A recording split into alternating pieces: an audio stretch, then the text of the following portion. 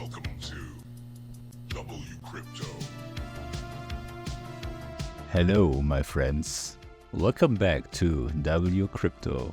Since Bitcoin broke out of the steep descending trend line that defined the 12-day move downward from November 11th to November 23rd, I have been cautiously optimistic. I have been scalping in and out over the last few days, expecting that price could push toward the yellow horizontal level around 94.2 thousand, where the 21-day EMA sits. From that point, the next objective becomes the larger descending yellow trend line, which intersects that same region on December 3rd, only 6 days from now. After clearing that, the pathway opens toward the 50 and the 200-day EMAs, which together pull price back above 105,000. Could we see a phoenix out of the ashes kind of move soon? With the current macro tailwind, it is not unrealistic. Both the SPX and the Russell 2000 have been recovering steadily from their major pullbacks, and Bitcoin only dropped as hard as it did because those traditional markets dipped aggressively.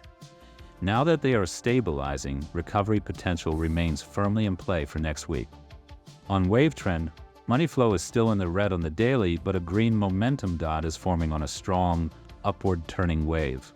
That lines up perfectly with the improving traditional finance backdrop I just mentioned. Looking at heat maps across time frames, the weekly view and all shorter views show that the late heavy short positions, especially the ones with liquidation levels near 90,000, just got punished as Bitcoin bounced from the lows near 80,000 all the way to about 90.6 thousand. That 12% rebound is a reasonable level to take partial profit if you long the bottom, but the upward wave is only beginning. The MACD has not crossed above the signal line yet, the histogram has not turned positive, and the RSI is still inside oversold territory on the daily. That means there is still energy building behind this rebound. The 1-month heat map highlights the strongest clusters still above us at 107,000, 111.7 thousand, and 114,000. On the way up, smaller liquidity pockets are sitting around 94.5 and 97,000. Institutional activity is becoming more interesting by the day. JP Morgan has achieved several milestones recently. They filed for a Bitcoin-linked structured note that offers 1.5 times exposure through the IBIT product. This follows their application for Bitcoin-backed bonds, showing deeper integration from major financial institutions.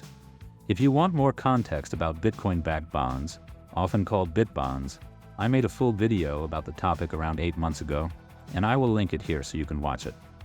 JP Morgan also expects the Federal Reserve to lower rates in December, and Nasdaq just filed with the SEC to increase the position limits on IBIT options from 25,000 contracts to 1 million contracts per side, which is a 40 times increase. It has not been approved yet, but the filing alone is a powerful signal. Demand has already exceeded current limits.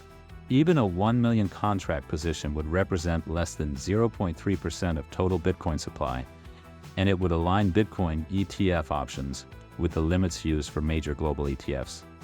What does this mean? It opens the door for billions more in institutional hedging and leverage exposure.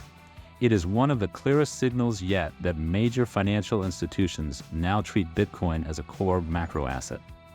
Combined with the state of Texas buying Bitcoin, JP Morgan rolling out structured notes, and the Federal Reserve preparing to end quantitative tightening, this is meaningful institutional momentum.